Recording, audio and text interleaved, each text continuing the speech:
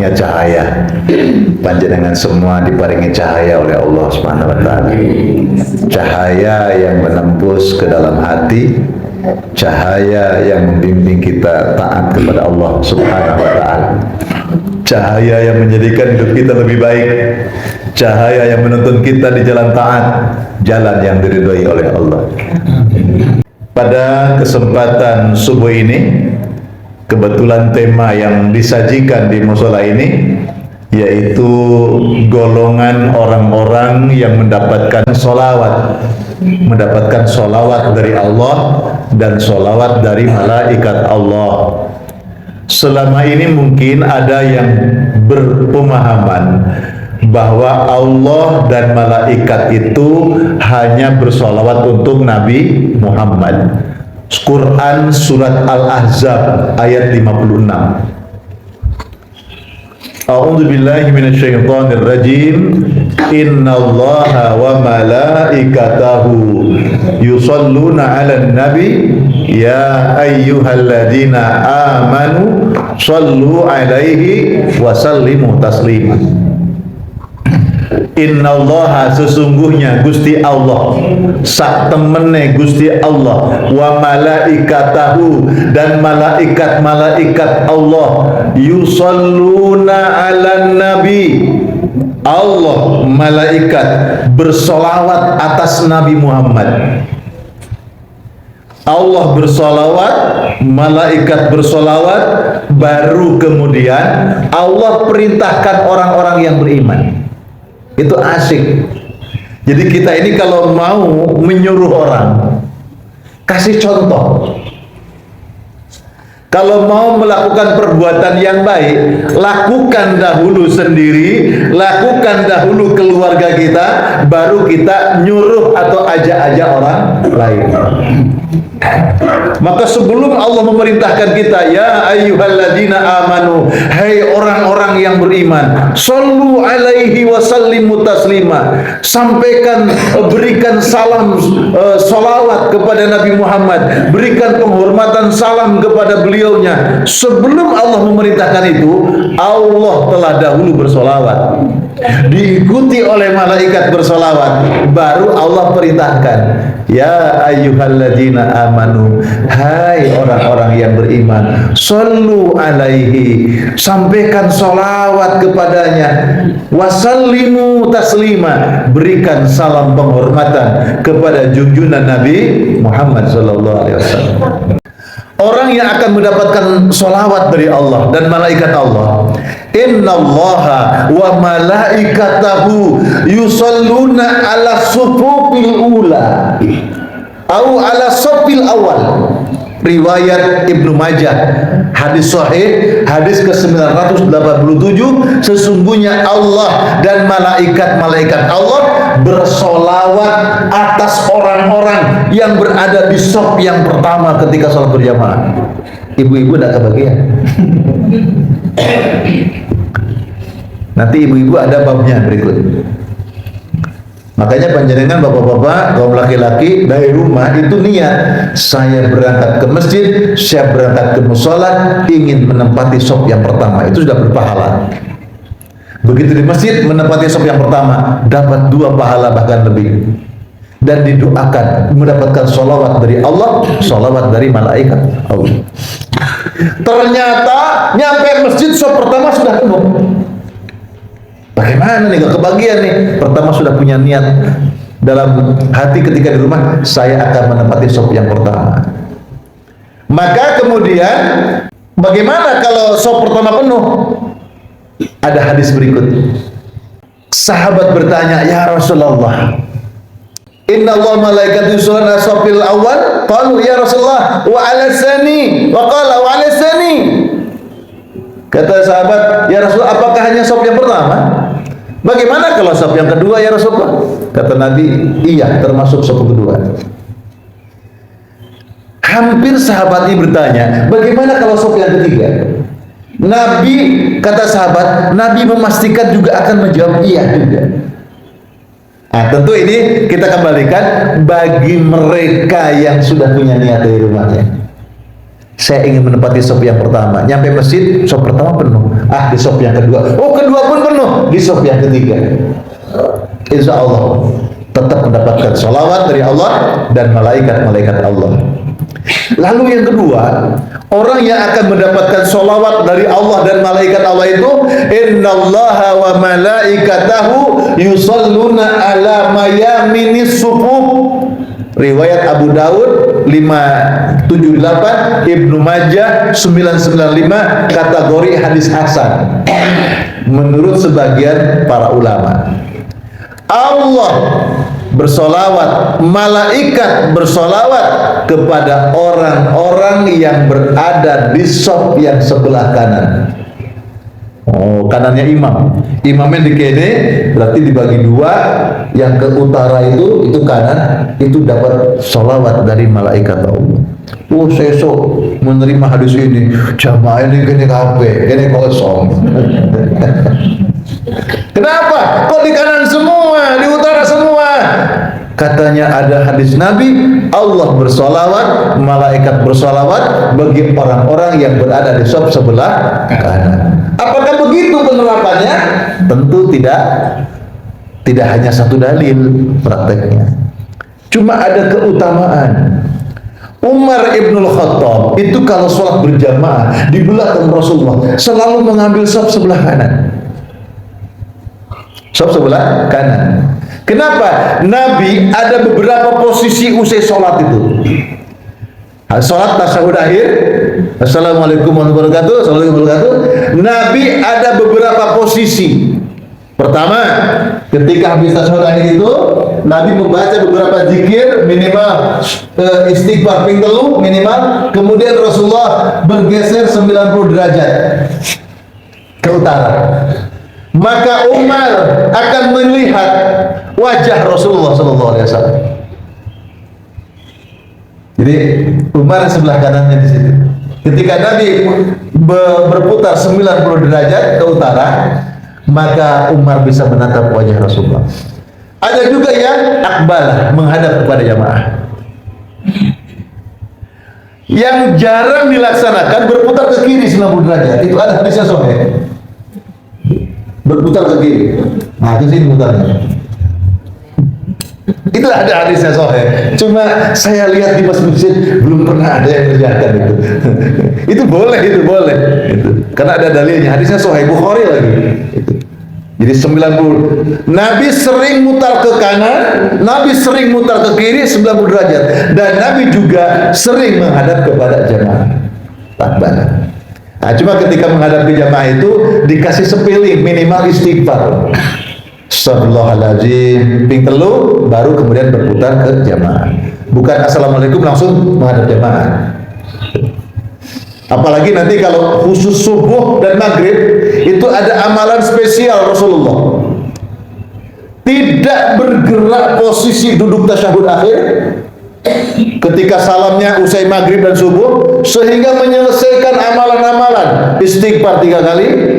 Habis itu la ilaha illallah wahdahu la syarikalah lahul mulku wa lahul hamdu yuhyi wa yumiit biyadihil khair innaka ala kulli syai'in qadir 10 kali. Habis itu Allahumma ajirna minan nar, Allahumma ajirni minan nar. Kalau sendirian 7 kali. Habis itu baru boleh bergeser, termasuk berputar tadi menghadap jamaah, berputar 90 derajat ke kanan ke kiri. Setelah usai itu Allahumma antas salam wa minkas salam. Itu khusus maghrib dan subuh. Itu keutamaan, ada beberapa keutamaan.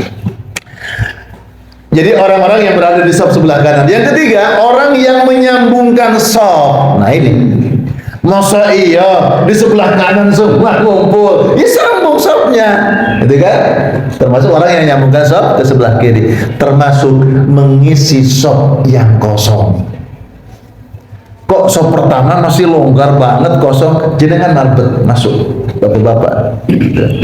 Kalau bapak-bapak itu saf laki-laki itu yang utama paling depan tuh yang tertua, yang paling senior. Paling belakang yang anak-anak. Ibu kebalikannya.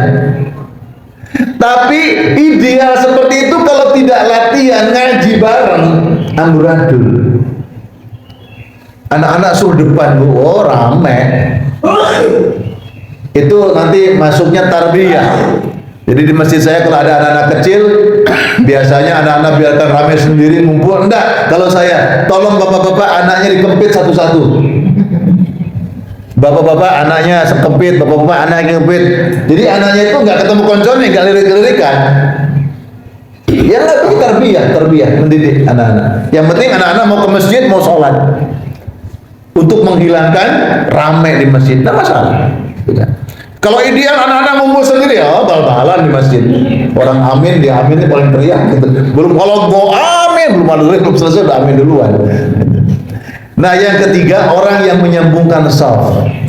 Innallaha wa malaikatahu yusalluna 'alal ladzina yasiluna shufuf wa man sadda furjatan rafa'ahu Allahu biha darajatan.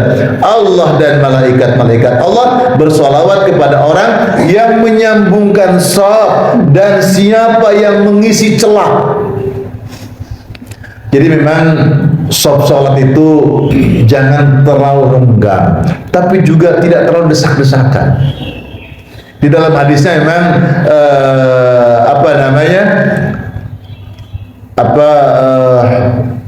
bahwa menempel yalziku mankibahu bimankibi sahibihi wa qadamahu biqadami sahibihi wa rukbatahu bi rukbati sahibihi. Salat berjamaah itu sesuai hadis Nabi, nempelkan bahu kanan dengan bahu kiri di sebelahnya, bahu kiri dengan sebelahnya ditempelkan, atau menempelkan kalau lutut enggak mungkin.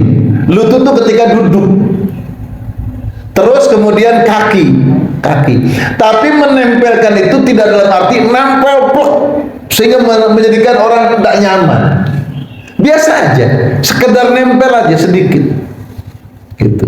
Tidak harus dipaksakan. Karena ada orang yang memaksakan itu sampai orangnya geser, gak mau, ditrebarkan lagi. Orang gak mau, dilebarkan lagi, ngejar. Nggak perlu. Karena yang kita cari itu kenyamanan hati. Kenyamanan hati.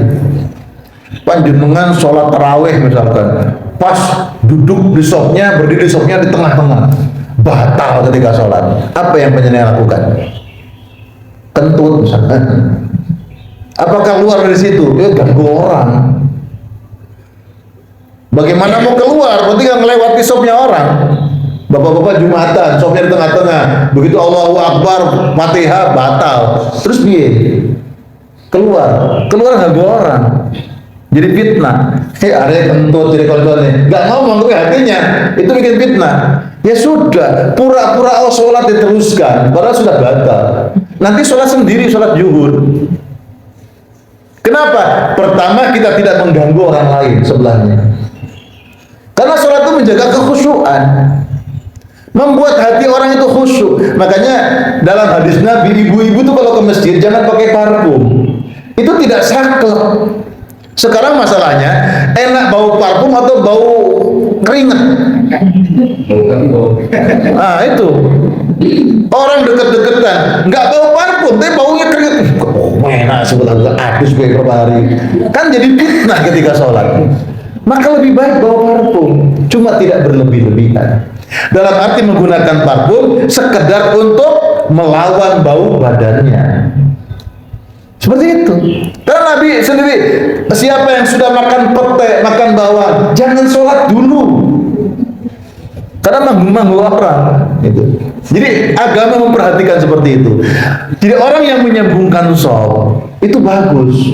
Tapi jangan dalam arti menyambungkan dipaksa, harus diinjak-injak. Contoh, kalau ini shaf pertama penuh, lalu ada orang yang baru masuk satu orang, di mana berdirinya orang itu? Ada yang di kanan di sana pojok sendiri. Enggak, orang yang baru masuk itu berdirinya persis di belakang imam di shaf yang pertama, lurus imam. Itu di situ tempatnya. Jadi hitungannya makmum itu, kalau ini imam, ini makmum, makmumnya berdua, makmumnya itu menjadikan imamnya tengah-tengah. Kalau makmumnya tiga, persis pas yang tengahnya itu tengahnya imam. Hitungannya 1, 2, 3, 4, 5, 6, 7, 8, 9, 10. Ketika orang baru datang, berdiri sendiri. Kan ada hadis tidak boleh membuat sop sendirian. Itu bukan yang itu kasusnya. Kasusnya itu ada sahabat Rasulullah begitu sangat serius, tidak mau ketinggalan sholat berjamaah. Ketika imam takbiratul ihram Allahu Akbar, dia baru datang, nyampe pintu baru masuk Allahu Akbar di pintu gitu. Saking tidak mau ketinggalan, keburu imam ruku. Nabi negur, jangan begitu, jangan diulangi. Iku sing wis ya, aja diulangi. Jangan membuat sop sendiri, dalam arti baru masuk di pintu sudah takbir, terus dia jalan ke depan. Nah itu yang nggak boleh. Tapi kalau pas sendirian di sini, katanya kan ada yang depan harus mundur nemenin. Siapa yang mau mundur nemenin? Gak ada. Dan gak bisa. Senggono pojok mundur ke situ. Ya apa caranya mundur? Mirip-mirip ini. Nggak khusyuk menjadikan orang gara-gara kon ganggu aku. Mari sholat ya tengkar itu kok. Gara-gara kamu datang terlambat aku jadi mundur kayak gini. Atau yang di tengah di depannya itu mundur. Nah terus bolong. Gara-gara bolong apa? Semua gerak untuk merapatkan, mengganggu orang. Jadi kalau datang sendiri ya sudah di belakang situ. Yang di dalam hadis Nabi itu bukan yang itu kasusnya. Kasus sahabat yang semangat untuk tidak mau ketinggalan sholat berjamaah, tidak mau ketinggalan rakaat pertama, maka baru di pintu sudah takbir dia. Terus sambil jalan menempati sholat. Jadi orang yang merapatkan sholat. Yang keempat jemaah yang dimuliakan Allah, orang yang membaca sholawat. Panjenengan kalau baca sholawat kapan? Jelas membaca sholawat, orang yang sholat pasti membaca sholawat. Karena sholawat menurut kaidah para ulama termasuk rukun bacaan di dalam sholat. Kapan? Ketika tasyahud.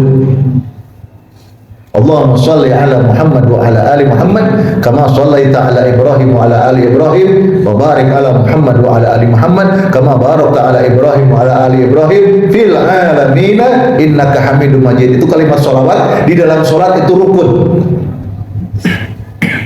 menurut sebagian besar para ulama. Rukun sholat, rukun bacaan.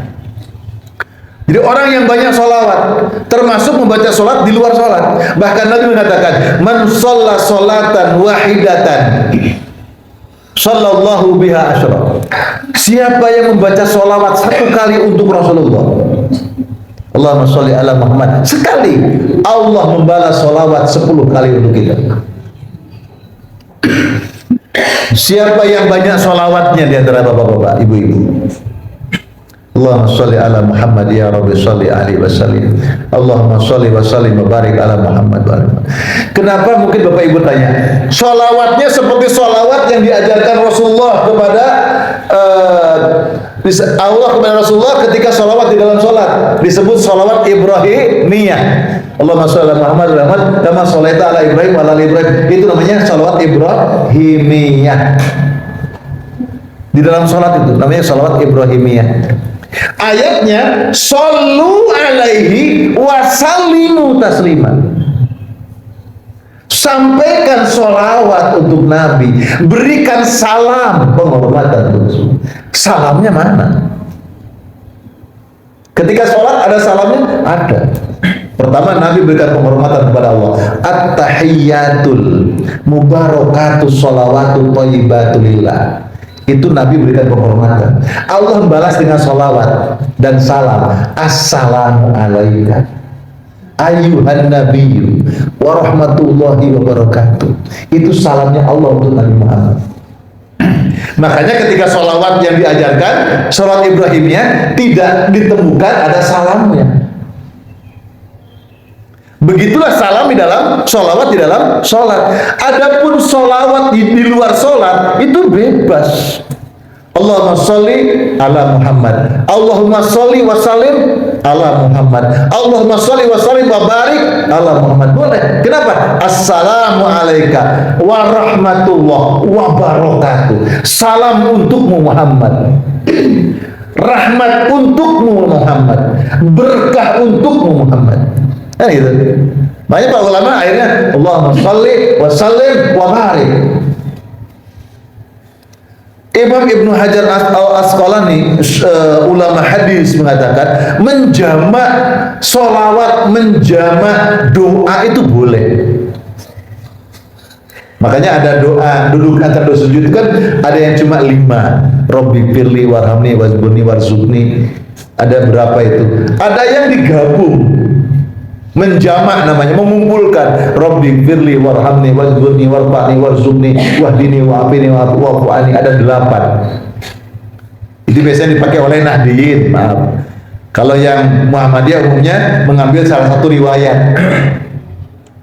Ada 5 doa permintaan, ada 4 doa permintaan. Imam Ibnu Hajar Al-Asqalani membolehkan menjamak, menggabungkan 2 riwayat itu, pengucapannya disusun seperti itu. Nah, yang pertama, yang keempat, orang yang banyak baca sholawat. Yang berikutnya, orang baca sholawat itu jangan pelit. Kenapa? Orang yang malas bersholawat, orang yang pelit bersholawat, kata Nabi, orang ini lupa jalan pulang menuju surga Allah Subhanahu wa Ta'ala. Dan orang yang paling pelit, kata Rasulullah, orang yang tidak mau bersolawat ketika disebut nama Nabi di sisinya. Mari kita bersolawat untuk Nabi Muhammad. Nah, kita hanya dengar toh, mestinya kita jawab walaupun dalam hati, Allahumma sholli ala Muhammad. Itu tuntunan hadisnya begitu.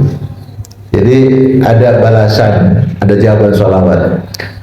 Orang yang banyak membaca sholawat, man sholla alayya sholatan wahidatan sallallahu alaihi asyara sholawatin. Sebenarnya kita tidak bersolawat. Yang bersolawat itu Allah. Inna Allaha wa malaikatahu yusholluna ala nabi. Allah dan malaikat bersolawat. Kita sebenarnya ketika kita mengucapkan Allahumma sholli ala Muhammad wa ala Muhammad, sebenarnya kita pertama, kita menunaikan ketaatan kepada Allah dan Rasulullah, kepada Allah atas perintah untuk mengucapkan kalimat sholawat. Yang bersolawat siapa? Allah sendiri. Coba, Allahumma, ya Allah, sholli, sampaikan sholawat ala Muhammad, kepada Nabi Muhammad. Kita hanya mengatakan Allah sholawat, bukan kita yang bersolawat. Allahumma, ya Allah, sholli ala Muhammad, sampaikan sholawat kepada Muhammad. Makanya Allah balas sholawat 10 kali. Kalau Allahumma sholli ala Muhammad, Allah bersolawat langsung. Kita ini ketika bersolawat, maka kita menggerakkan Allah untuk bersolawat. Yang kelima, kurang 5 menit. Kapan saja kita bersolawat? Pertama, di dalam sholat ketika tasyahud. Kedua, ketika sholat jenazah, takbir kedua. Sholat jenazah 4 takbir. Takbir pertama Fatihah, takbir kedua sholawat, takbir ketiga doa untuk mayat, takbir keempat doa untuk meninggal. Kalau di kadang-kadang takbir ketiga itu doa untuk jenazah dan doa untuk keluarga. Keempat takbir langsung salam. Ada yang begitu. Itu boleh. Jadi panjenengan ikut sholat jenazah di Mekah Madinah, itu Allahu Akbar Fatihah, Allahu Akbar sholawat, Allahu Akbar doa untuk jenazah, untuk keluarga, Allahu Akbar langsung Assalamualaikum. Ada yang memilah ketiga Allahu Akbar doa untuk jenazah, Allahumma ighfir lahu warhamhu, baru yang kedua Allahu Akbar, Allahumma la tahrimna ajrahu. Habis itu baru Assalamualaikum. Itu boleh. Usai azan, maka jangan lupakan Bapak Ibu, ketika usai mendengarkan kumandang azan itu berdoa usai azan. Kenapa? Karena ketika berdoa usai azan itu, Masya Allah, ada sholawat untuk Rasulullah SAW. Dan orang yang bersolawat untuk Rasulullah akan mendapatkan sholawat dari Allah dan malaikat Allah. Ya, Saya ajar. Berikut, sebelum berdoa, panjenengan mau doa, itu disunahkan bersalawat. Dalam riwayat Abu Dawud, idza da'a ahadukum falyabda bitamjidi dzalla wa ala wa shalla ala nabi falyad'u. Riwayat Abu Dawud, kemungkinan juga di Muslim, An-Nasai ada, Abu Dawud ada. Apabila salah seorang di antara kalian akan berdoa, akan meminta, memohon kepada Allah suatu hajat, falyabda, maka ungkapanmu engkau mulai bitamjidi jalla wa ala, dengan banyak-banyak memuji Allah. Kalimat yang sempurna, alhamdulillahirabbil alamin. Kalimat sempurna. Kalau pakai bahasa kita, ya Allah segala puji bagimu, itu boleh, tapi itu tidak sempurna. Nanti kita akan belajar tentang alhamdulillahirabbil alamin. Ada nanti di situ ada disebut apa? Kalam insya, ada disebut kalam khobar. Nanti dijelaskan di situ seperti apa. Maka yang paling sempurna kalimat pujiannya alhamdulillahirabbil alamin. Itu kalimat pujian. Kalau nahmaduhu, sekarang kita muji, besok belum tentu muji, kemarin belum tentu muji. Alhamdulillah selamanya kita memuji. Diawali dengan pujian untuk Allah dan bersolawat untuk Rasulullah. Falyabda bitamjidi jalla wa ala wa shalla ala nabi falyad'u. Setelah memuji Allah, bersolawat untuk Rasulullah, baru mohon ya Allah, nun Gusti kula nyuwun ya Allah. Nah, seperti itu. Tapi nanti ada momen-momen tertentu, doa-doa tertentu, mungkin tidak ada pujiannya, mungkin tidak ada salawatnya. Seperti kekagetan seorang tua kepada anaknya, lalu orang tua, ya Allah anakku, muka-muka selamatnya. Anaknya protes, bu kok gak pakai alhamdulillah dulu, gak pakai salawat dulu, padahal momentumnya itu emergensi. Karena kadang-kadang doa yang nyambung ke Allah itu ud'ullaha wa antum muqinuna bil ijabah. Doa diijabah itu paling utama keyakinan hati kita bahwa setiap doa kita didengar oleh Allah, dikabul oleh Allah, pasti itu. Makanya panjenengan sholat ada kalimat sami Allahu liman hamidah. Napa maknanya? Sami'a mendengar, Allahu sapa Gusti Allah, liman bagi orang, hamidah yang memuji kepada Allah. Tadi kita Allah akbar subhanaka Allahumma bihamdika Allahumma ighfirli subhana rabbiyal azim wa bihamdi. Kita puji Allah, kita bertasbih kepada Allah, lalu kita mengatakan sami Allah liman hamidah. Ya Allah, engkau mendengar orang yang memujinya. Siapa? Aku yang mujimu ya Allah. Allah mendengar. Artinya apa? Setiap permohonanmu akan diijabah Allah Subhanahu wa ta'ala.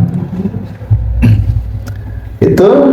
Lalu yang berikut, saat masuk keluar masjid itu ada sholawat. Masuk masjid, langkahkan ke kanan, bismillah, wassalatu wassalamu ala rasulillah, Allahumma ftahli abwaaba rahmatik. Sing enteng-enteng justru sing dilalekno. Nggih. Sing enteng-enteng lho banyak dilupakan. Ngajine kok kepengene sing wangel-wangel. Sing enteng-enteng diamalno sae. Masuk masjid, langkahkan ke kanan, bismillah, wassalatu wassalamu ala rasulillah, Allahumma ftahli abwaaba rahmatik. Keluar masjid, langkahkan kaki kiri, bismillah, wassalatu wassalamu ala rasulillah, Allahumma ftahli abwaaba fadlik.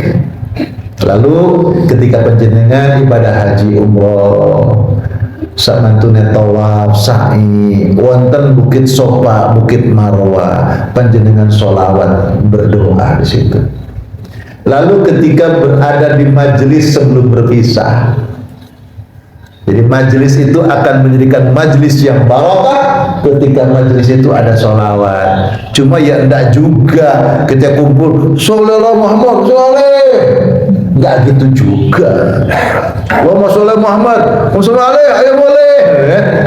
Di sholawat kagak musir, boten.